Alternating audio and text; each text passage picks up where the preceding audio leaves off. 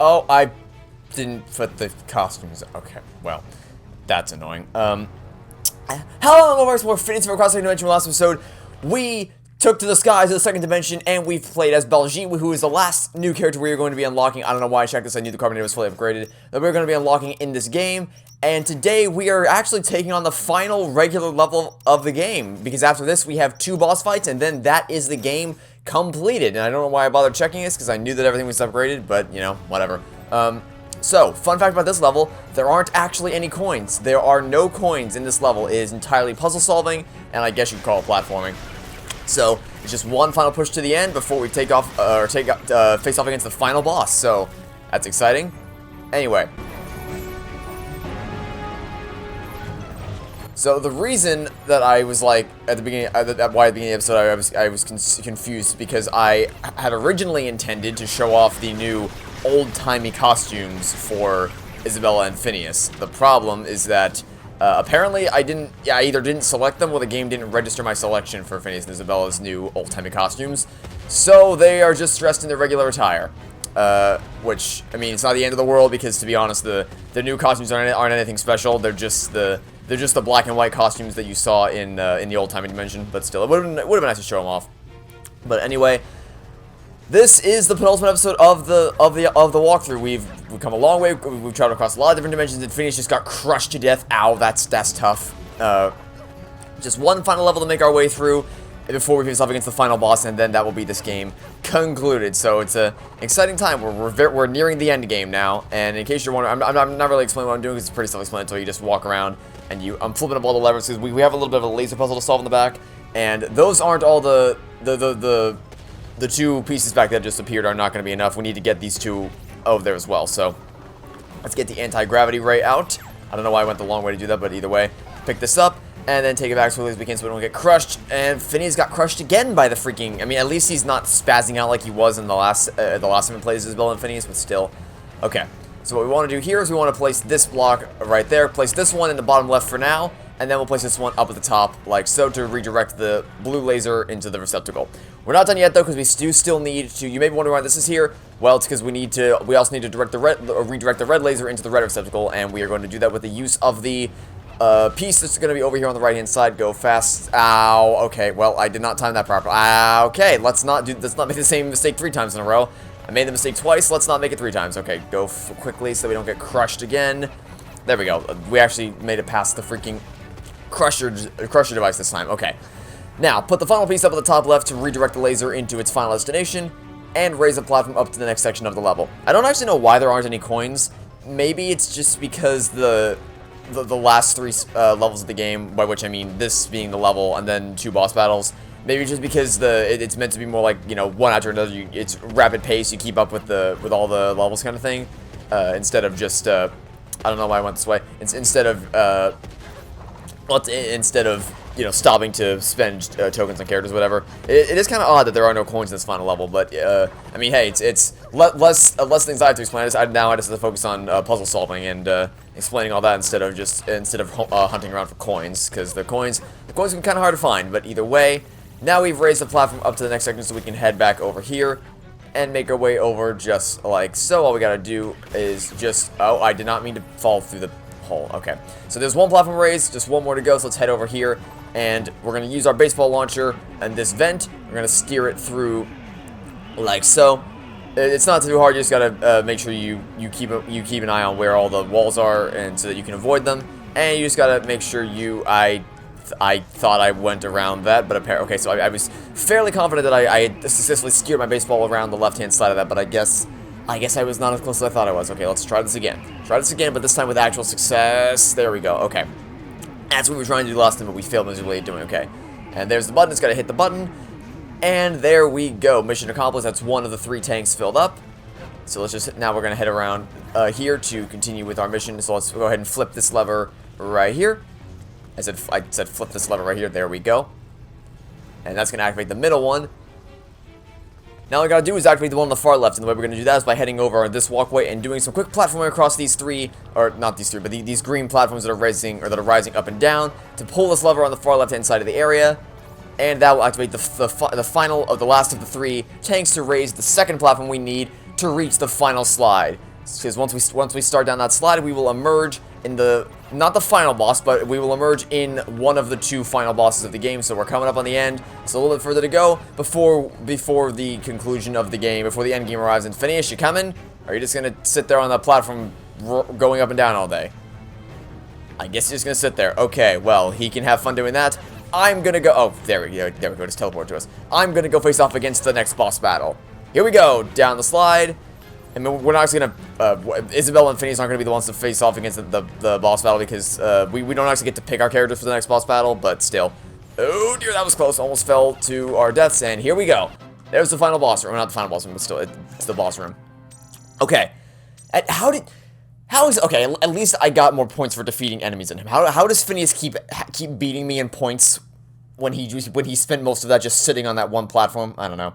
Anyway, next level.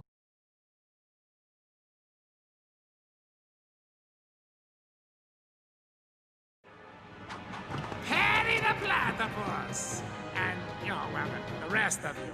Sorry, I'm really not used to giving my speeches to a group like this. It's usually a one-to-one setting. Anyway. Well, everyone! You may think stopping me is inevitable, but you will find it completely evitable. No, that's... Is that backwards? Anyway! Aha! Tremble in fear, Perry everyone, at my latest invention! Well, you know, it's not really my invention. I found it in a storeroom. But I'm using it at the moment. That's why I call it my invention.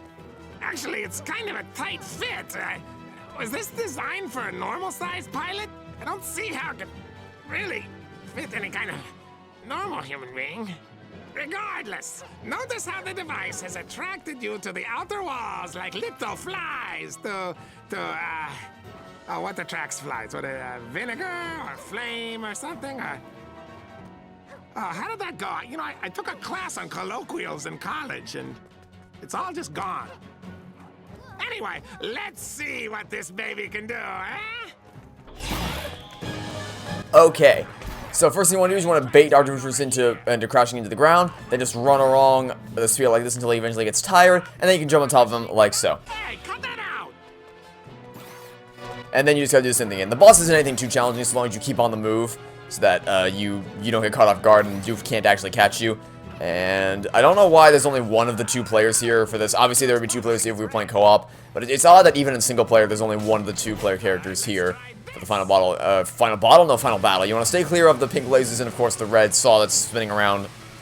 But it's not too hard. I honestly don't really know why this is here. It's not, like, Doofenshmirtz isn't evil. He's just, like, I don't want to say pretending to be evil, but he's just trying to prove that he's evil, but he's failing miserably doing it. They could have kind of just cut to the straight to the final boss of the game, but I don't know. I guess it's a fun little thing to do before the final boss actually gets underway. Either way, we're going to once again stay clear of the pink or the purple pink lasers, whatever you want to call them, until eventually you have the opportunity to attack him towards the end, because you can't attack him so long as that little protective shield is around him. You can't attack him, so you don't have to worry about that. You just gotta. We're playing defensively here. We're playing full defense mode and staying very, very far away from all those lasers until the opportunity presents itself for us to attack him. He says as he jumps straight into the freaking laser, which is exactly what he said he wasn't gonna do. Okay, stay away from the saws, stay away from the lasers. I did it again. He jumped straight into the laser, even after he said, I like how I'm referring to myself in the third person. I said I was gonna stay away from the purple lasers, and what do? I jumped straight into them. Okay. Come on, just stay clear. Yep, he's going the other way. No big deal, just follow the lasers around, and, you know, if you spun those lasers faster, you probably would have hit me by now, but unfortunately, that doesn't appear to be something you can actually do. Yeah, so there's a lot of waiting in this boss battle. Just waiting for things to happen, because, oh, that wasn't part of the plan. Like, even if you try to jump up to reach Doofenshmirtz, you can't actually do it. You have to, there we go. Okay, finally we can actually attack him. Once he finishes rolling around, we can finally attack him. There's a lot of waiting in this boss battle. It's not quite as fast-paced and engaging as the other ones. About this one. But don't worry, we'll get him eventually. You want to stay away from the mines so that they don't get you when they explode, which they will any second now. There we go. And then the lasers are back. He has more this time, but still still moving at a pace to where we can very easily stay ahead of him. Although I will say, this boss fight does get a bit cluttered on co-op, because obviously there's less room for you to maneuver around the level. But still, it's not exactly rocket science, this boss battle. It's more just a lot of tedious waiting and anything. This is probably the worst part of the game, is just because there's just so much waiting involved with this boss battle. Which, you know, it's never a good thing when most of your boss battles spent waiting for things to happen. Because that was the biggest problem with the original battle for Bikini Bottom, was that there was just, I keep running into the lasers, is that so much of the time during those boss battles is spent waiting for the enemy to attack you, which is not how you should design a boss battle. So I'm glad that in Rehydrated they actually accounted for that and made the boss battles so much faster and so much more fun to play. But that's a side tangent for a different game. Okay, here we go. Here comes the random mines. Got more lasers for me? Nope, just the mines. Okay, well, we're approaching the final attack. I said approaching. I didn't say it was gonna be next. So here we go. Final attack, and he's gonna go for it again. Gonna go for it a third time, and then he's gonna do his little spin move. But it's still not gonna be enough to stop us, because we're gonna jump over him like that, and then pounce on him. Hey, no fair! Oh, okay. Well, we're back at it again. Yep. They probably could have cut this. Honestly, they didn't need to have Doofenshmirtz turn evil. Well, I mean, they didn't need to have him be like, I'm evil, just for the sake of having a boss battle against him. I guess that wasn't really necessary, but they did it.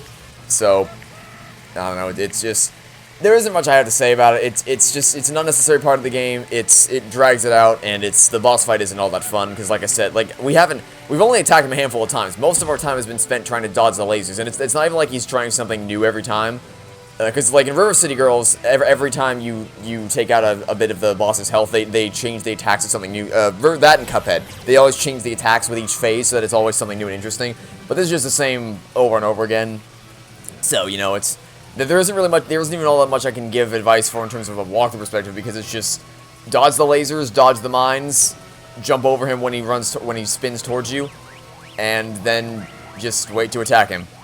That's really all there is to it. There's not a whole lot to this. It's just a bunch of waiting for the most part. Like, they really went overboard with the amount of freaking attacks that this guy has. I don't know why they felt compelled to give him so many freaking so many attacks when they're all basically the same.